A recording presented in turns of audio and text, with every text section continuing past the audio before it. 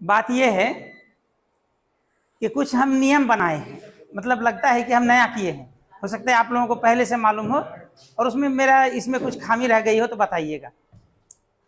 बात यह है कि हम लोग सरकारी स्कूल के टीचर हैं और सरकारी स्कूल के बच्चे को पढ़ाते हैं। बहुत अलग अलग बैकग्राउंड से बच्चे आते हैं। तो इंग्लिश पढ़ना और पढ़ाना क्या है, मैं आपको थोड़ा सा एक लतीफ़ा सुना देता हूँ। एक अनपढ़ व्यक्ति था, तो जवान था, वो काम करने गया बाहर और कुछ उसको काम मिला तो स्कूल के बगल में मिला।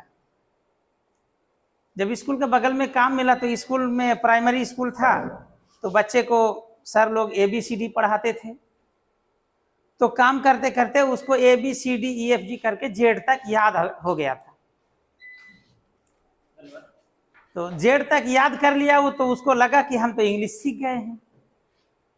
अब आया वो गांव, बहुत दिन के बाद गांव आने के बाद सबके सामने जाकर के बोलता है कि मुझको इंग्लिश बोलना आता है। तो पूरे गांव ही अनपढ़ था।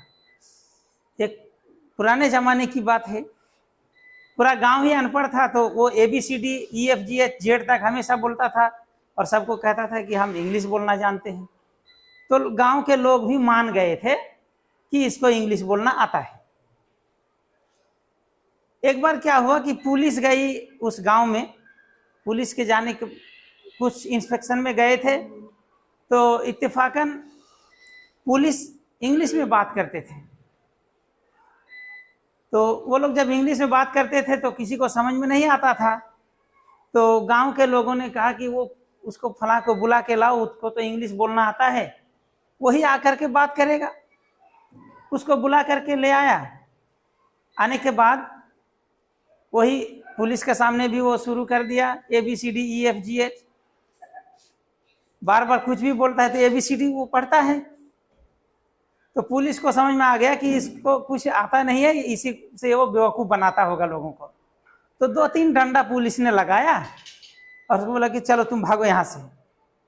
जब पुलिस चली गई तो लोगों ने कहा कि अच्छा तुम एक बात बताओ कि जब तुमको इंग्लिश बोलना आता है, तुम पुलिस के सामने इंग्लिश बोल ही रहे थे, तो तुमको मारा क्यों?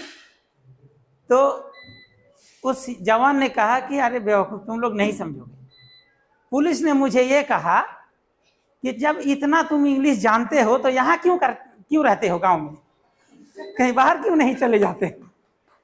हाँ, तो ये हमारा सरकारी स्कूल का इंग्लिश का हाल है। इसलिए थोड़ा सा हम तरकारी लाए।